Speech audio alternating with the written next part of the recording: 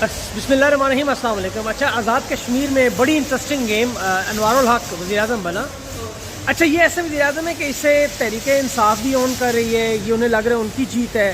اسی طرح P D M کے جو لوگ ہیں انہیں لگ رہا ہے یہ ان کی جیت ہے، لیکن مجھے لگتا ہے یہ کمپنی کی جیت ہے۔ یہ کمپنی نے بندہ انسٹال کیا ہے اور یہ ان تمام جماعتوں سے اوپر ہے۔ اس دفعہ جو انہوں نے گیم کی ہے کہ نہ انہیں لڑنا پڑے، نہ کوئی کنفرنٹیشن ہو، نہ کوئی مسئلہ ہو، اور وزیر اعظم بھی ان کو اپنا انسٹال ہو جائے۔ جیسا کہ آپ کو پتہ ہے کہ آزاد کشمیر کے لاء میں یہ ہے کہ فلور کراسنگ، مطلب جس طرح آپ پارٹی بدلتے ہیں یا ہارس ٹریڈنگ جسے کہہ لیں، وہ والا مسئلہ یہاں پہ نہیں تھا، تو اس کا بھرپور فائدہ اٹھایا گیا ہے۔